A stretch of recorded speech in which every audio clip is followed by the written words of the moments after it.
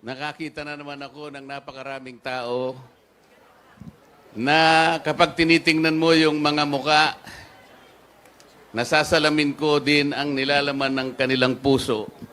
Tapat na tapat. Malayong malayo sa mga kasama ko sa House of Representatives. Doon.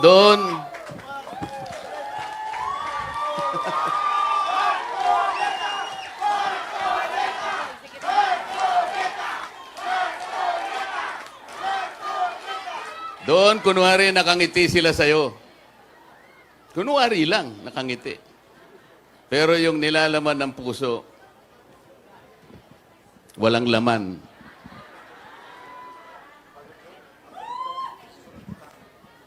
Kasi po, sinasabi ko sa kanila, maraming mali ang ginagawa natin. Dapat ang gawain natin, ibase natin sa ating mga tuntunin. Meron tayong House Rules and Regulations. Kagaya ng ginagawa ninyo sa ating Vice President. Ang ating Vice President ay ibinoto ng mahigit na 32 million Pilipinos. Inimpeach nila yung Vice President. Walang basihan ang impeachment. Bakit po?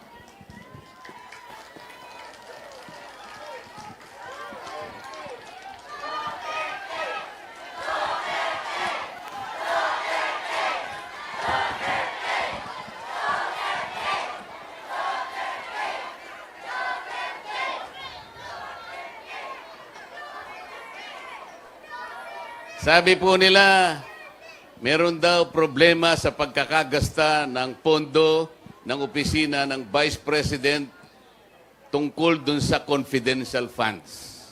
Yun po ang kanilang sinasabi. Yun po yung aligasyon. Sabi ko sa kanila, o sige, gawin natin. Pero, isama natin yung mahigit na 400 offices na meron ding confidential funds.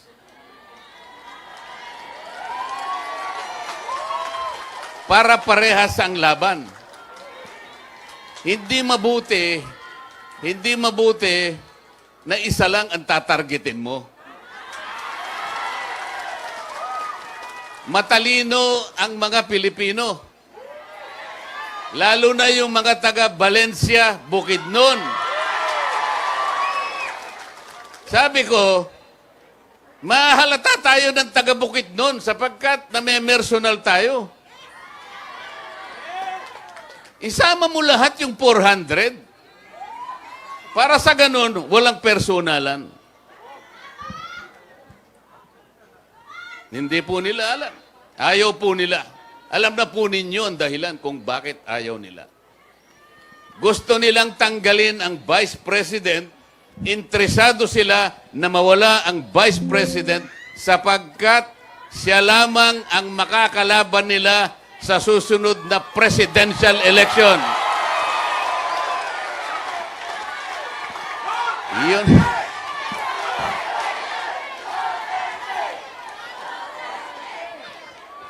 Akala naman nila, maloloko nila yung taga Valencia Bukidnon.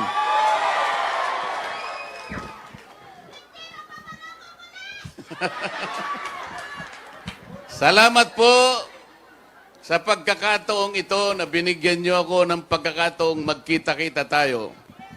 Alam ko po ang karamihan, kung hindi man lahat, ay miyembro ng kaibigan. Brotherhood Christian Association, Inc. Alam ko po ang inyong pinanggagalingan. Ang brotherhood po, malalim ang kahulugan. Pag sinabi mong brotherhood, nandyan ang pagkakaisa. Nandyan ang pagmamalasakitan sa bawat isa. Nandyan ang pagtutulungan sa bawat isa. Alam po ninyo, merong nakasulat sa Biblia. Awit, versikulo 133, 133, kapitulo 1. Anong sinasabi doon? Masdan ninyo, na pagkabuti at pagkaligaya sa magkakapatid na magsitahan sa pagkakaisa. Nakasulat po sa Biblia. Brotherhood, kapatiran, pagkakaisa. Iyan po ang kailangan ng bansa para umunlad ang Pilipinas. Hindi kaguluhan. Kaya gusto kong pumunta dito sa Valencia kahit malayong malayo sa aking pinanggalingan. Sapagkat dito makikita natin ang kahulugan ng pagkakaisa, ng pagmamahalan at pag-iibigan sa bawat isang Pilipino. Hindi kagaya ng gustong mangyari ng aming leader sa House of Representatives na nanggaling lang sa Tacloban. Ang gusto niya tanggalin niya ang Vice President. Kinasangkapan niya ang mga representatives. Mahigit na 200 ang pumirma. Hindi nila kayo kinonsulta. Hindi man lang sila nagtanong sa inyo. They owe it to the people. Kailangan nilang konsultahin kayo sapagkat napaka-importanting issue to. Tatanggalin mo ang Vice President nang hindi mo kukonsultahin ang iyong mga constituents? Hindi pwede yun. Pumirma sila nang hindi kayo kinukonsulta. Alam ninyo kung bakit sila pumirma? Alam na ninyo ang dahilan. Matalino ang taga Valencia Bukidnon.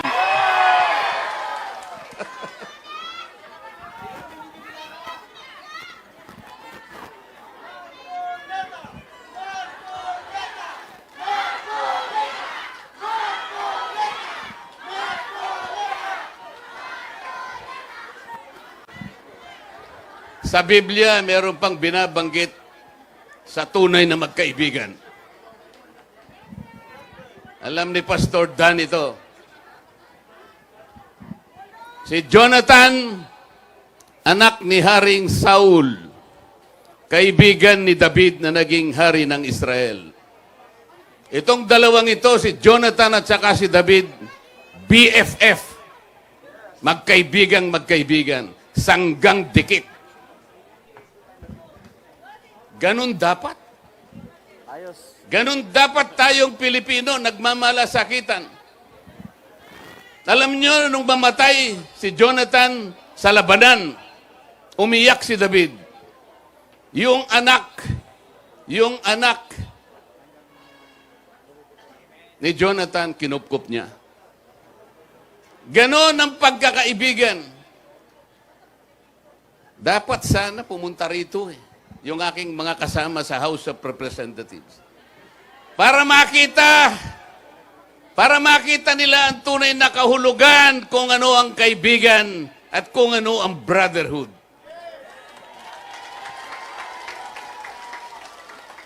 Darating na naman po ang eleksyon. Lalapit na naman sila sa inyo. Lalapit na naman po sila sa inyo, dala-dala po yung AIX.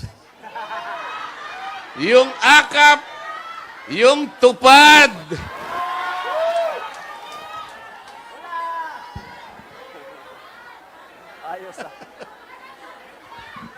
Bakit?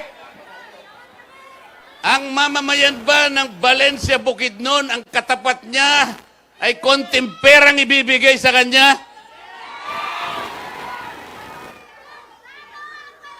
Kaya bang tapatan yung dignidad at karangalan ng mamayan ng Valencia, Bukidnon? Kaya bang pasayahin lang kayo sa isang araw, pagkatapos yung lahat ng araw, malungkot na kayong lahat? This is not how to govern the country. Hindi ito in governance. Hindi tungkulin ng congressman o senador na siya mismo ang magdala ng AIX, ng AKAP, ng tupad. Kayabangan po yun, pagpapasikat yun. Hindi dapat mangyari yun. Kasi ang akala nila, pag inabutan po kayo ng konting pera, parang utang na loob nyo sa kanila. Hindi po ganun eh. Dapat kasi hindi na pinadadaan sa mga congressmen para hindi sila makapagyabang, para hindi nyo tanawin ng utang na loob. Kung ako lamang ang masusunod po, total, konting pera lang naman yun eh. Magsakripisyo na tayong lahat. Pag lumalapit si congressman o kaya si senator, kandidato, kung kaya ninyong gawin, huwag na nating tanggapin. Kung kaya, ha? Kung gusto nyong tanggapin nyo. Total, sa inyo naman yun eh. Pero huwag kayong magpapasalamat sa kanila dahil pera ninyo yan. Hindi nila pera yan. Hindi galing sa bulsa nila yan. Ngunit kung kaya ninyong huwag tanggapin. Halimbawa, ma'am, halimbawa, inaabot niya sa'yo. Sinabi ni ma'am, Kong, sa'yo na lang yan. Hindi mo kayang bilhin ang aking dignidad. Alam po ninyo, parang sampal sa mga mukha nila yun. Sapagkat nung inimpeach ang Vice President, hindi ka man lang nilapitan. Bakit? Gusto mo bang i-impeach ang Vice President? Ayaw mo eh. Pero siya gusto niya.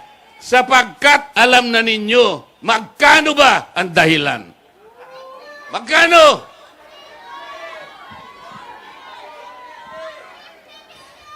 Napakarami pong problema ng ating bansa. Baka hindi ninyo alam, pero alam ko, alam na ninyo. Ang presyo po ng pangunahing bilihin sa ating bansa ngayon, lalong-lalo na ang pagkain, napakataas po. May nangako dyan na 20 pesos per kilo. Ano?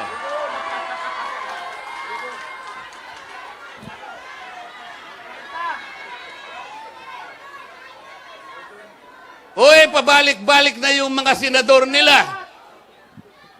Yung iba, 2 beses nang bumalik sa Senado. Yung iba, 3 beses. Yung iba, 4 na beses nang bumalik sa Senado. Bakit ganito ang kalagayan ng bansa?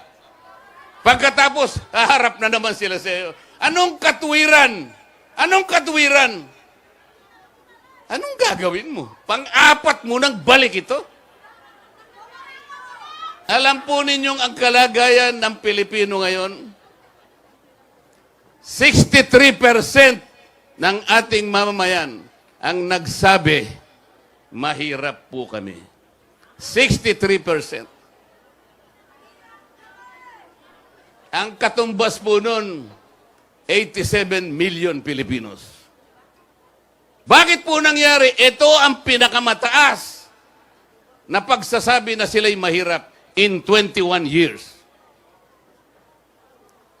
Pagkatapos, haharap na naman sila sa inyo.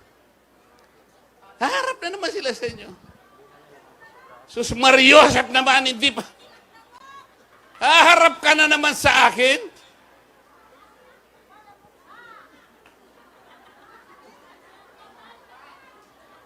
Talaga pong ganun ang... Anong gagawin? Anong gagawin nila?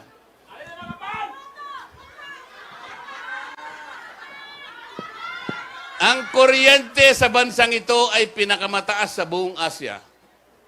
Ang layunin ng batas na ginawa noong 2001, nung ginawa yung EPIRA, ito yung batas sa kuryente, 24 years ago. 24 na taon nang nakararaan. Ano po ang pangunahing layunin kung bakit ginawa yung batas na yon? Ibigay ang kuryente sa mamamayang Pilipino sa murang halaga. Yon ang pangunahing layunin. After 24 years, kabaligtaran ang nangyari. Pinakamataas sa buong Asya ang singil ng kuryente sa ating bansa. After 24 years, walang nangyari. So in 24 years, there is a continuing violation of the law. Bakit? Wala pong nagbabantay. O yung mga binoto nyo sa Senado, bakit hindi nyo tanungin? Senator, hindi ba ginawa na po itong batas na to 24 years ago? Ang layunin pala ibaba ang kuryente. Ano ba yung mura sa Bisaya? Barato! Barato. Barato ba ang kuryente? Sa Valencia, Bukidnon? Bakit hindi natin tanungin? Lalapit na naman sa inyo Ha? May dala-dala namang akap hindi na kayo magtatanong, may akap ha? AX! Tupad! Wag po. Meron kayong kapangyarihan, palitan natin ang sistema. Palitan natin ang sistema.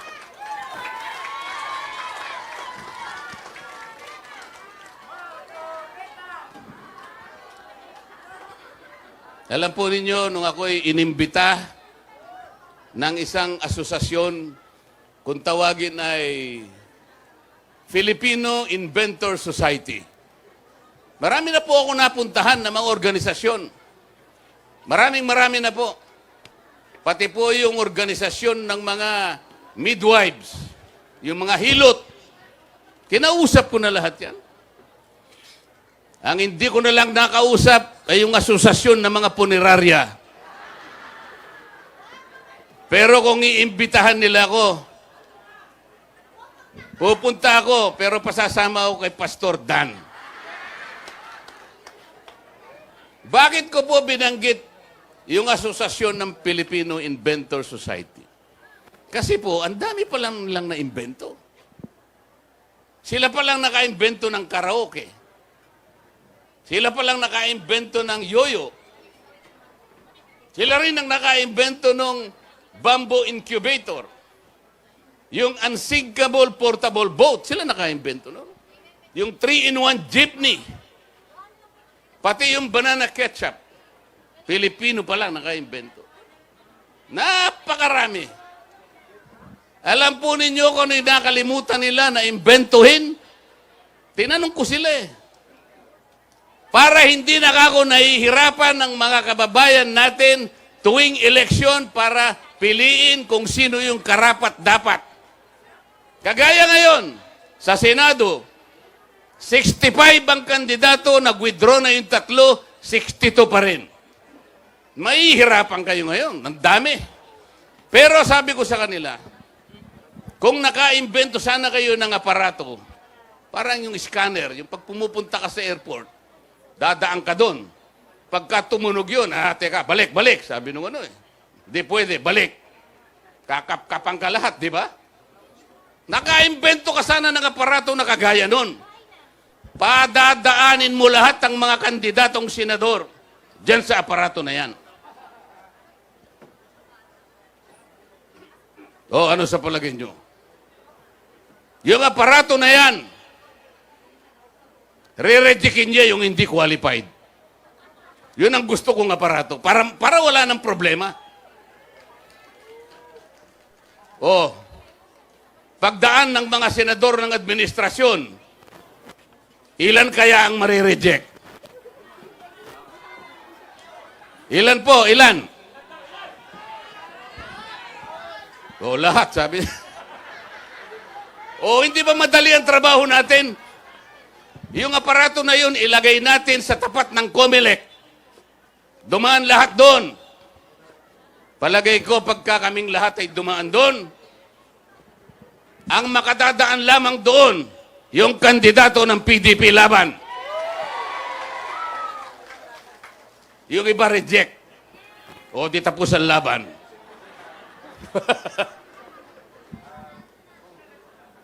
Talaga po ako'y nagpapasalamat. Ibang-iba. Iba-iba ang mga tagpong ganito. Sa ganitong mga tagpo, walang agawan ng hopya. Diba? Walang awayan. Walang gulo. Kasi tapat. Tapat. Nakikita ko po ang pagtanggap ninyo sa akin. Kailangan po magpasya tayong lahat. Yung gusto na ma-impeach, na-impeach na nga pala, yung gusto na maalis ang Vice President, iboto ninyo yung administration candidates. Yung ayaw matanggal ang Vice President, iboto ninyo ang kandidato ng PDP laban. So, we have simplified the issue. Isang issue na lang. Dito o dito. Maliwanag po yun. Nagkakaintindihan po ba tayo? Kailangan po ninyo na magdala ng mga senador na magko-constitute ng susunod na kongreso. Yung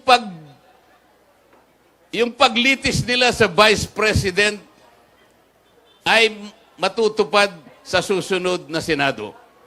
Kapag walang number na tutulong sa Vice President, matatanggal nila ang Vice President. Ang kailangan para matanggal ang Vice President, 16 na boto ng mga senador. 2/3. 2/3.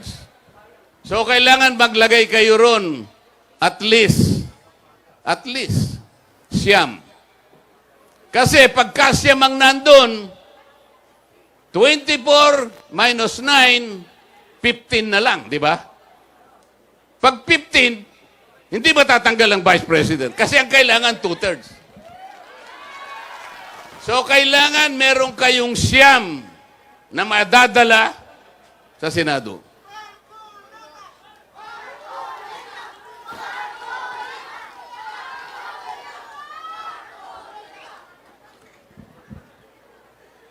Mahirap po bang gawin yun? Mahirap po bang gawin na magdala tayo ng at least 9 senators that will defend the Vice President?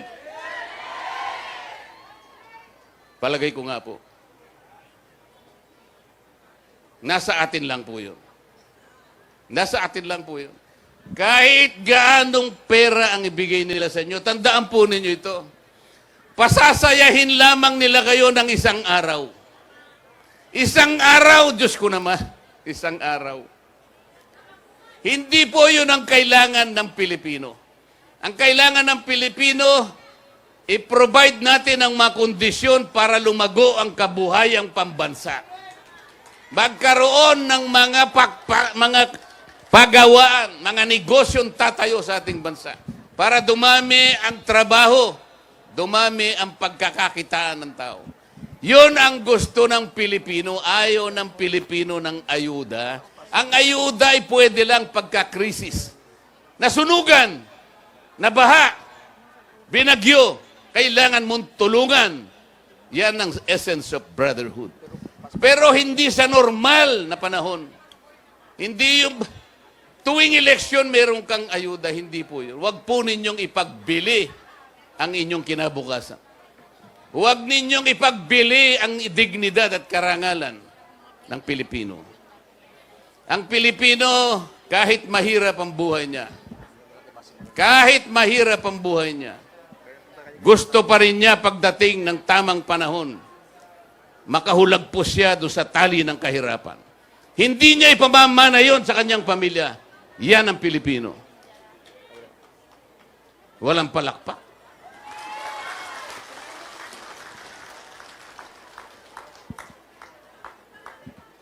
So ako po talaga ay